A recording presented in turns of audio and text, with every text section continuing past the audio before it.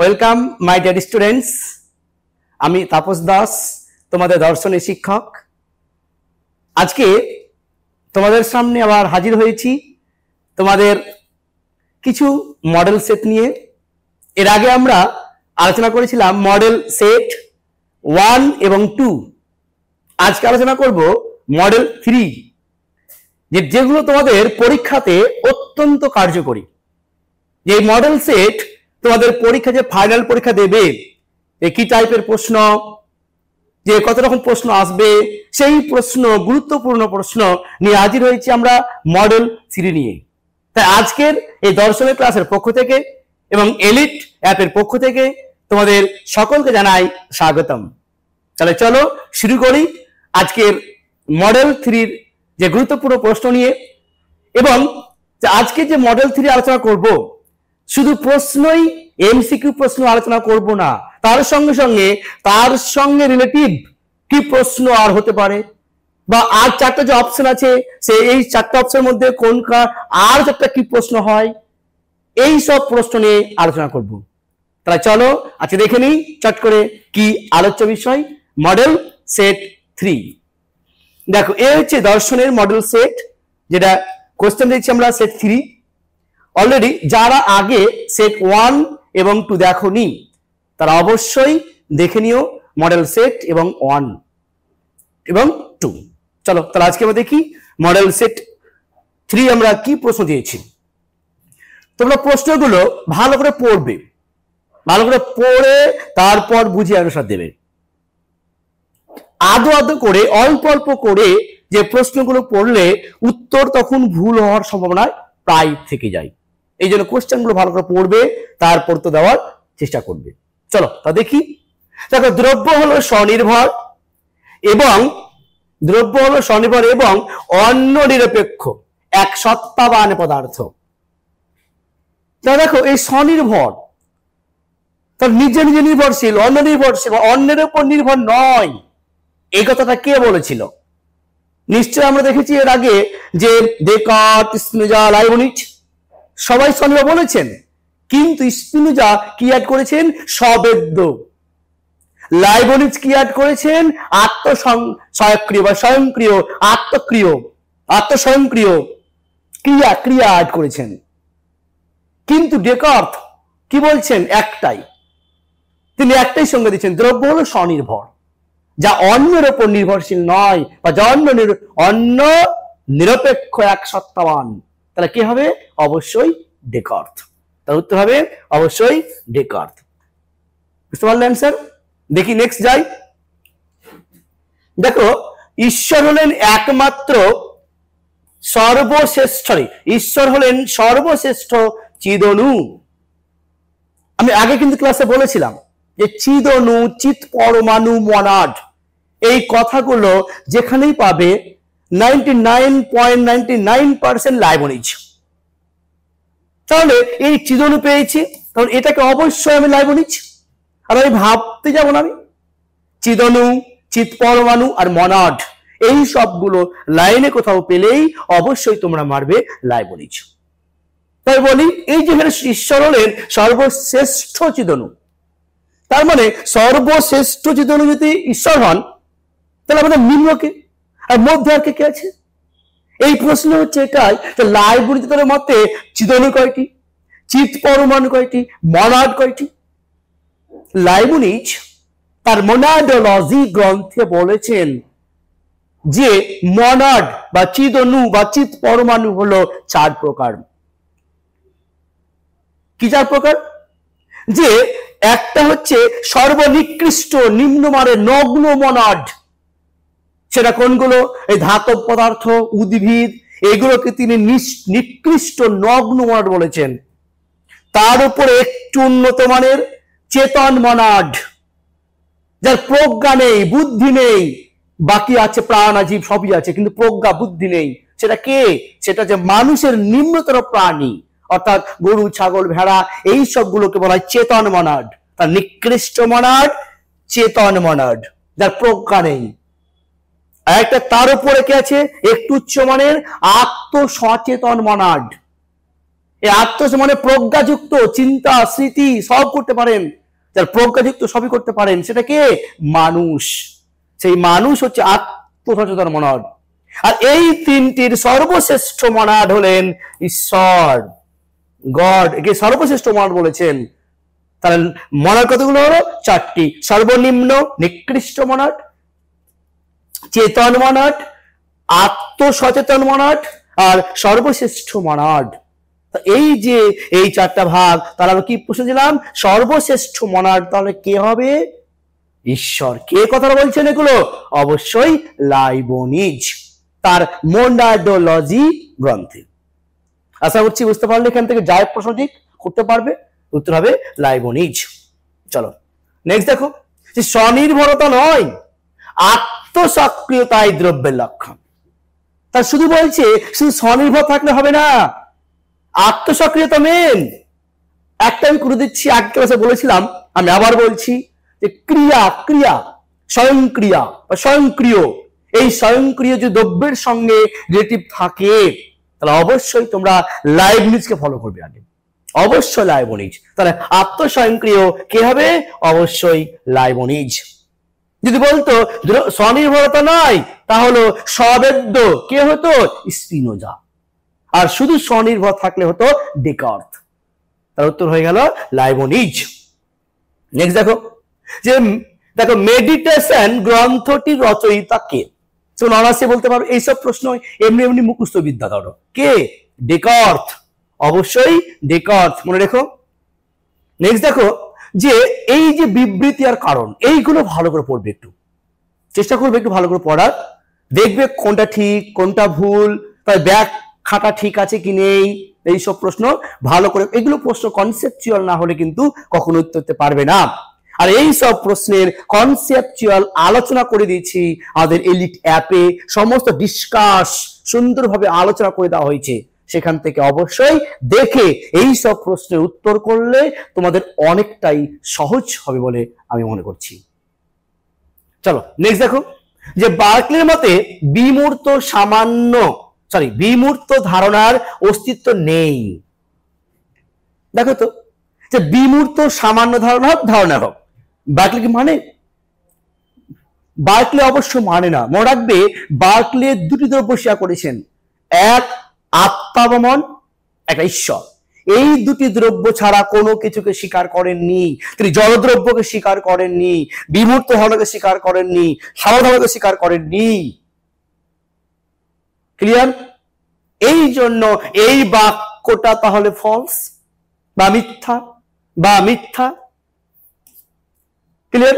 দেখো, মন কোনো বিমূর্ত ধারণা গঠন করতে পারে না। তাহলে মন কি কোনো বিমূর্ত ধারণা গঠন করতে পারে? সরি এখানে বিমূর্ত ধারণা অবস্থা নেই। ঠিক এটা তো ঠিক হবে, অবস্থা নেই বলেছে, তার অবস্থা ঠিক। তাহলে যেহেতু বার্কলির মধ্যে বিমূর্ত ধারণা অবস্থা নেই, ও তো স্বীকার করেনি না, তাহলে অবশ্যই ট্রু এটা।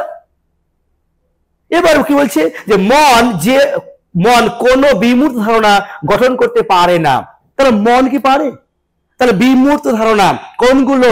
যেগুলো নাম আছে, বাস্তবে কোনো অস্তিত্ব নেই, সেইগুলো হচ্ছে বিমূর্ত।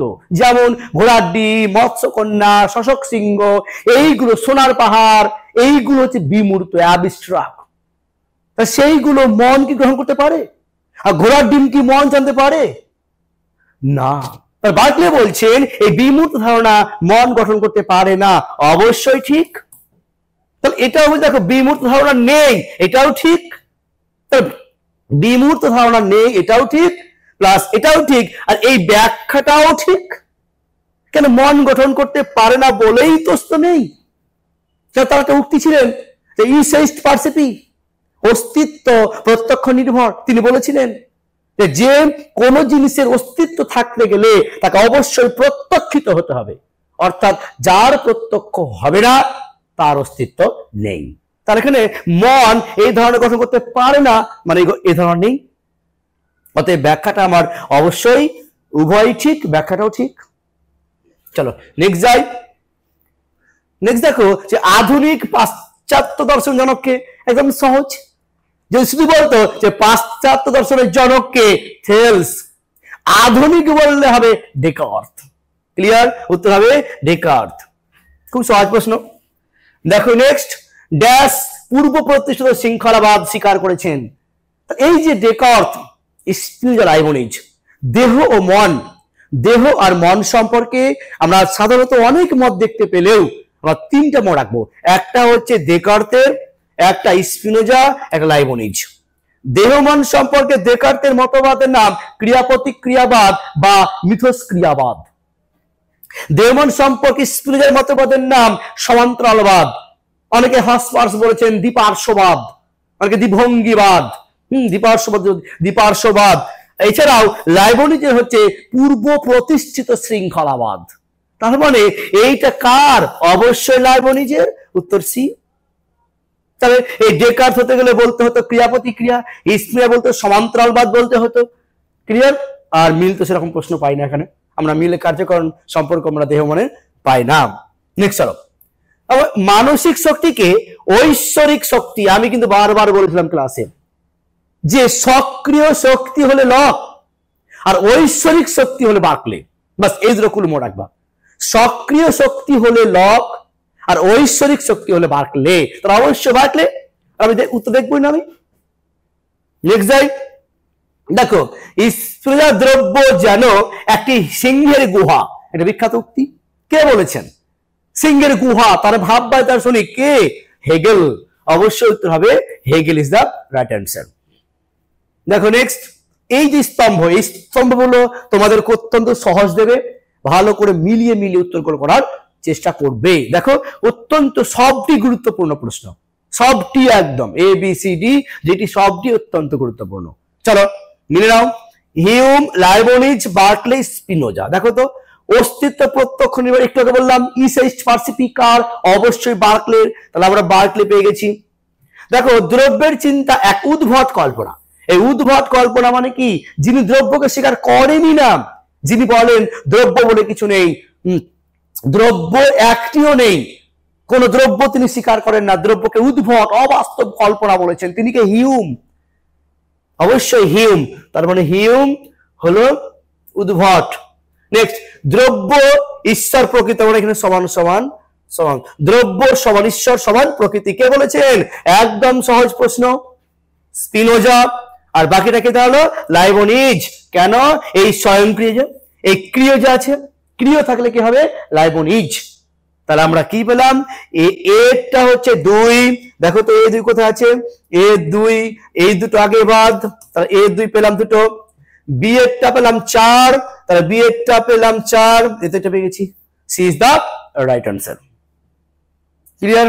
নেক্সট দেখো, যে গৌণ গুণ মনোগত, অত্যন্ত গুরুত্বপূর্ণ প্রশ্ন। গৌণ গুণ মনোগত তার মানে মুখ্য গুণ আর গৌণ গুণের পার্থক্য কে কথা বলেন? লক। এই পার্থক্য অস্বীকার করেছেন কে? বার্কলে। বার্কলে বলছেন এই জগতের সমস্ত গুণ, সে মুখ্য গুণই বলো আর গৌণ গুণই বলো, সমস্ত গুণ, মুখ্য গুণগুলি মানে গৌণ গুণের মতো মুখ্য গুণগুলিও গৌণ, মনোগত বা ব্যক্তিগত। তাহলে মুখ্য গুণগুলি হলো মনোগত, এটা কে বলছেন? বার্কলে। আর লক কি বলছেন? লক বলছেন যে মুখ্য গুণগুলি হলো বস্তুগত আর গৌণ গুণগুলি হলো মনোগত। তাহলে গৌণ গুণ মনোগত কে বললো? লক। আর মুখ্য গুণগুলিও গৌণ গুণগুলির মতো মনোগত, কে বলছেন? সেটা বার্কলে। তাহলে আমরা পেলাম, যদি এখানে মুখ্য গুণ দিত মনোগত তাহলে উত্তর বার্কলে হতো, যদি এখানে গৌণ গুণ দিয়েছেন মনোগত তার উত্তর হবে অবশ্যই লক। আবার রিপিট করছি, লক বলেছেন মুখ্য গুণগুলি হলো বস্তুগত আর গৌণ গুণগুলি হলো মনোগত। মনোগত কেন? মনের উপর নির্ভর। আমরা এই কলমটি সুন্দর, কলমটি ভালো, এগুলো মনের উপর নির্ভর।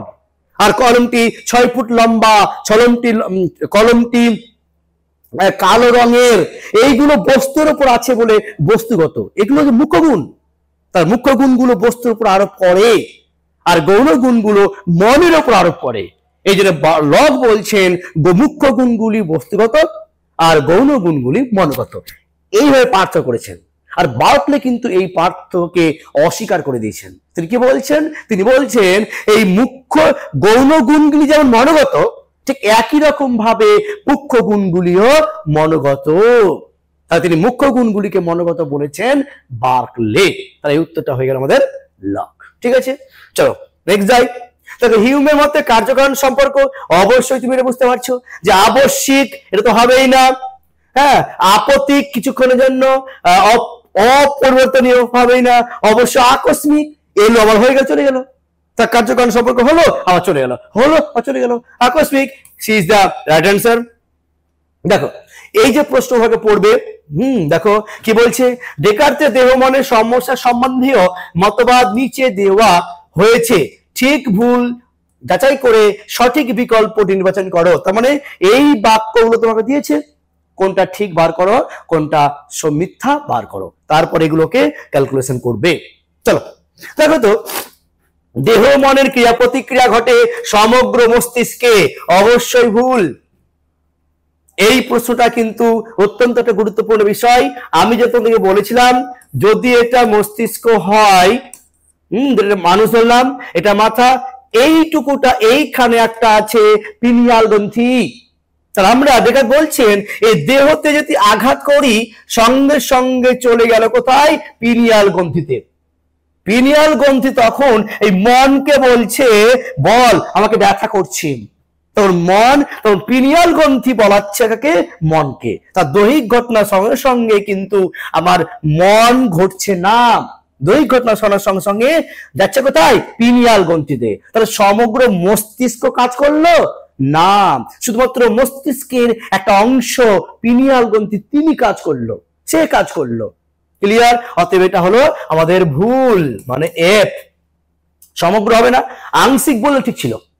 নেক্সট হলো দেহ মন হলো পরস্পর বিরোধী দ্রব্য, অবশ্যই এটা বলছেন দেহ আলাদা দ্রব্য, মন আলাদা দ্রব্য, তো অবশ্যই ঠিক। দেখো পিনিয়াল গ্রন্থির মাধ্যমে দেহ মনের মধ্যে ক্রিয়া প্রতিক্রিয়া সংঘটিত হয়, বললাম একটু আগে, বললাম তো অবশ্যই ঠিক, অবশ্যই ঠিক এটা। দেখো মনে, দেহ মনে ক্রিয়া প্রতিক্রিয়া ঘটে প্রত্যক্ষভাবে। দেখো তো এই দৈহিক ক্রিয়ার সঙ্গে সঙ্গে মানসিক ক্রিয়া ঘটছে, সরাসরি ঘটছে। আমি এখানে যখন প্রহার করলাম সঙ্গে সঙ্গে মন চলে এলো না, আগে গেল পিনিয়াল গ্রন্থিতে, তাহলে আগে পিনিয়াল গ্রন্থি ছিল, তখন পিনিয়াল গ্রন্থি বলছে মনকে, অতএব পরোক্ষভাবে হচ্ছে। ঠিক এই জন্য এটা প্রত্যক্ষভাবে নয়, এটা হবে পরোক্ষভাবে। তার উত্তরটা হলো কি? দেখো আমার এফ, মানে ভুল ঠিক ঠিক ভুল। দেখো তো কোথায় আছে, এক একটা হচ্ছে তোমার ঠিক। দেখো কি হলো, দুই একটা ঠিক আর কি তিনেরটা হচ্ছে ঠিক। দেখো 2 3 ঠিক, দেখো কোথায় আছে 2 3 ঠিক, 1 4 ভুল। B is the right answer. দেখো মিথস্ক্রিয়াবাদ নীতির প্রবক্তাকে একটু আগে বললাম, ক্রিয়া প্রতিক্রিয়া মিথস্ক্রিয়া, ডেকার্টের অ্যান্সার, একদম সহজ প্রশ্ন। দেখো অদ্বৈতবাদের প্রবক্তাকে, দেখো এখানে যে প্রথম, অত্যন্ত গুরুত্ব করবে কিন্তু, প্রথম কে? অদ্বৈতবাদের প্রথম কে? গৌড়পাদ। এই গৌড়পাদ প্রথম, কিন্তু বেদান্ত দর্শনে আমরা বলি শঙ্করাচার্যকে যে অদ্বৈতবাদের প্রবর্তক, কিন্তু প্রথম নয়, তাকে প্রবর্তক বলবো, কিন্তু প্রথম বলতে যাব না। তার গৌড়পাদ এই অদ্বৈতবাদের প্রতিষ্ঠা করলেও তিনি অতটা প্রভাব বিস্তার করতে পারেননি, কিন্তু শঙ্কর এই অদ্বৈতবাদের প্রতিষ্ঠা করে ব্যাপক সাড়া ফেলেছেন। এই জন্য এই প্রথম প্রবক্তা হলেন গৌড়পাদ, কিন্তু প্রভাবিত বেশি করেছিলেন যে শঙ্কর। উত্তর হবে এখানে C is the right answer. দেখো বেদান্ত দর্শনের বিভিন্ন মতবাদগুলিকে ক্রম অনুসারে সাজিয়ে সঠিক বিকল্প দেখো। তার মানে এখানে ক্রম সাজাও। তাহলে ক্রমগুলো কি বলছিলাম, যে প্রথমে যে শঙ্কর, তারপর রামানুজ, তারপরে মাধব, তারপর নিম্বাকাচার্য, তারপর হচ্ছে বল্লভাচার্য। তাহলে শঙ্করের মতবাদের নাম কি? অদ্বৈতবাদ। দেখো কোথায় আছে অদ্বৈতবাদ, প্রথমে 1 নম্বর। তারপরে কি বলছিলাম, রামানুজ, রামানুজকে বিশিষ্টাদ্বৈতবাদী, এই তো বিশিষ্টাদ্বৈতবাদী 2। তারপরে কি মাধব, মধ্বা, অতএব দ্বৈতবাদ 3। তারপর কি বলছিলাম, যে নিম্বাকাচার্য, মানে কি দ্বৈতবাদ নিম্বাকাচার্যের, অতএব এটা হচ্ছে 4, লাস্টে হচ্ছে 5। দেখো তোমার কোনটা হলো 2 নম্বরটা প্রথমে, তার প্রথমে 2 হবে 2, এটা তো বাদ। এটাও বাদ, এটা হবে, মানে এ আর ডি টিকলো। এবার দেখো তো 2 নম্বরটা কি 5, তার 2 এর পর 5, 2 এর পর 5, 2 এর পর 2, সরি 2 এর পর 4, এটা বাদ। উত্তর হলো A is the right answer. Next হলো যে ব্রহ্ম সত্য জগৎ মিথ্যা, জীব ও ব্রহ্ম অভিন্ন, কে বলেছেন? শঙ্কর।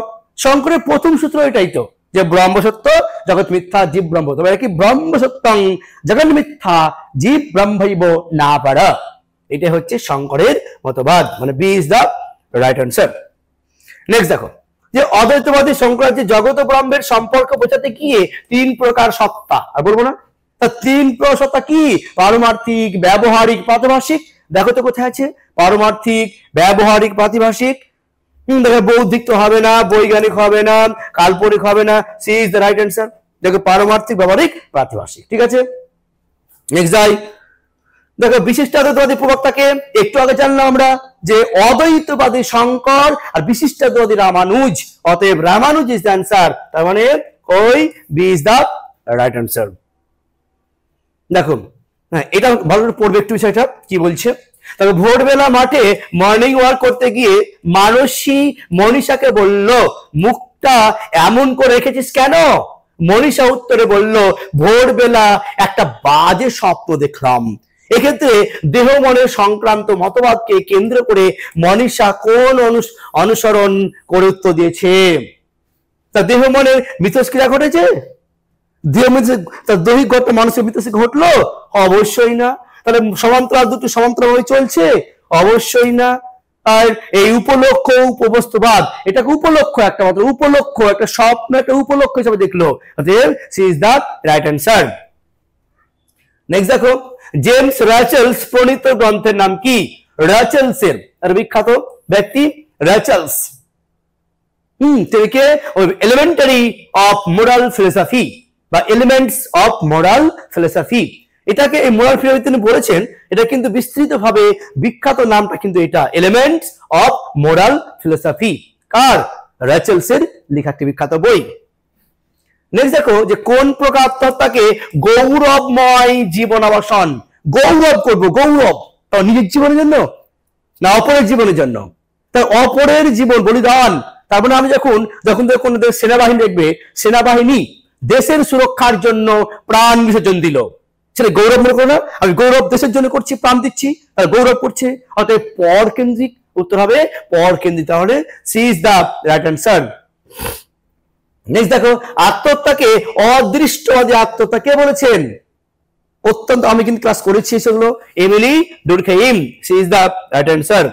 নেক্সট দেখো কৃপা হত্যা সমর্থনে স্বর্ণনীতি বা সুবর্ণনীতির যুক্তির উপস্থাপন কে করেছেন?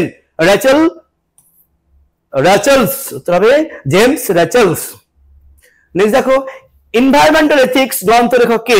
এনভায়রনমেন্টাল এথিক্স মনে রাখবে, এনভায়রনমেন্টাল হচ্ছে হোমস রলস্টন, আর পিটার সিঙ্গার হচ্ছে হত্যা, কি হত্যা? কৃপা হত্যা। আর লিওপোল্ডটা কি? এনভায়রনমেন্টাল ল্যান্ড এথিক্স, ভূমি কেন্দ্রিক বিদ্যা। অগাস্টাইন ধর্মকেন্দ্রিক আলোচনা। নেক্সট দেখো গভীর বাস্তবিকতা, ডিপ ইকোলজি, খুব ভালো প্রশ্ন। ডিপ ইকোলজি, গভীর বাস্তবিকতা, আর্নিনেস, উত্তর হবে earnestness, B is the right answer. দেখো আবেগ অনুভূতি হলো নৈতিকতার ভিত্তি, কে বলেছেন? আবেগ অনুভূতি নৈতিকতার ভিত্তি বলেছেন জে বি কালিকট, ইজ দ্য রাইট অ্যান্সার। প্রতিটি খাদ্য শৃঙ্খলে চতুর্থ সারির খাদক কত? কোনটি? খাদ্য শৃঙ্খলে প্রথম থেকে শুরু, মানে লাস্ট পর্যন্ত। তাহলে দেখো তো এখানে যে 4টা আছে সব প্রথম কে? দেখো তো প্রথমে হচ্ছে উদ্ভিদ, উদ্ভিদকে কে খাবে? ফড়িং, ফড়িংকে খাবে গিরগিটি, কে খাবে? বাজ পাখি। তাহলে সর্বশেষে কি হলো? অর্থাৎ D is the right answer. দেখো এই যে আমরা 4টা এখানে বই দিয়েছি, খুব ভালো প্রশ্ন। একটু আগে বললাম দেখো লিওপোল্ড, আর্নিনেস, এটা একটু বললাম কি ডিপ ইকোলজি, তার আর্নিনেস ডিপ ইকোলজি মানে গভীর বাস্তুতন্ত্র, তার ডিপ ইকোলজি। তার মানে আমরা বি এর একটু আগে পড়লাম 2, বি এর 2 দেখো তো কোথায় আছে? বি এর 2 এটা, বি এর 3 হবে না, বি এর 3 হবে না, বি এর 4 হবে না। ব্যাস উত্তর পেয়ে গেছি আমি, উত্তর হবে A is the right answer. আর দেখা দরকার প্রয়োজন নেই কোনো, ঠিক আছে, নেক্সট চলো দেখো নিচের দুটি বক্তব্য দিয়েছে, বিবৃতি কারণ ব্যাখ্যা করতে বলছে। ঠিক আছে, চলো। কৃপা হত্যায় যাকে হত্যা করা হয় সেটাই হলো উপকৃত হয়, তাহলে ও অবশ্য উপকৃত হয়, তার দুঃখ কষ্ট ব্যথা বেদনার জন্য হত্যা করা হচ্ছে, কৃপা হত্যা দিচ্ছে, তাহলে এটা ট্রু। আর কৃপা হত্যা রোগ সৃষ্ট মানুষকে দুঃখ কষ্ট ক্লেশ থেকে মুক্তি দেওয়া হয়, অবশ্যই ঠিক, দৃঢ় ঠিক। আর এইটা দেওয়া হয় বলে হত্যা করাটা হয়, ব্যাখ্যাটাও ঠিক, অতএব এ ইজ দ্য রাইট অ্যান্সার। দেখো এই সোসাইটি গ্রন্থটি কার লেখা? খুব সহজ প্রশ্ন, ম্যাকাইভার এন্ড পেজ, খুব ইম্পর্টেন্ট প্রশ্ন, সহজ প্রশ্ন। দেখো এই কমিউনিটি ভিত্তি কি? কমিউনিটি সেন্টিমেন্ট, তার ভিতরে কি কমিউনিটি সেন্টিমেন্ট, সহজ, তাহলে কমিউনিটি সেন্টিমেন্ট।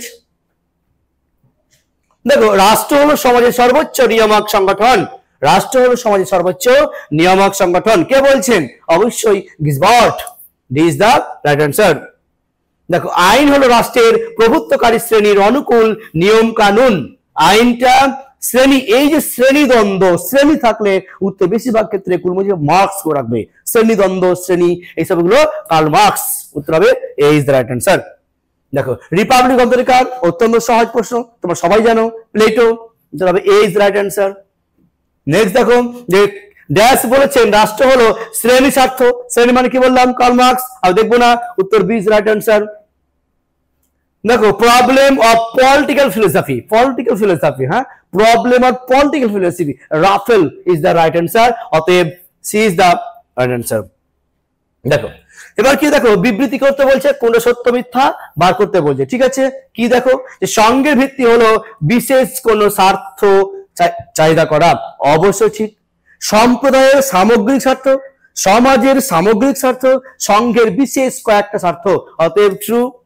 আর সংঘের স্থায়িত্ব নির্ভর করে তার লক্ষ্য পূরণের উপর, অবশ্যই ঠিক। আর লক্ষ্য পূরণ করে বলে সত্য অল্প, তাহলে মানে কি এটাও টু এটাও টু, উভয় সত্য, C is the right answer. এবার দেখো রাষ্ট্রের যে কোনো চারটি অপরিহার্য উপাদান, তাই তো? রাষ্ট্রের চারটি উপাদান কি আমি বলেছিলাম? প্রথমে জনসমষ্টি, তারপর নির্দিষ্ট ভূখণ্ড, তারপর সরকার, তারপর সার্বভৌমিকতা। দেখো তো চারটা কোথায় আছে? দেখো তো সম্পত্তি আগেই বাদ, হ্যাঁ, জনসমষ্টি হবে, ভূখণ্ড, সরকার, অবশ্যই B is the right answer. এটা কেন হবে না? আইন ভুল হবে না, তারপরে এটা কেন হবে না? আইন হবে না, বাস হয়ে গেল কি the B is the right answer.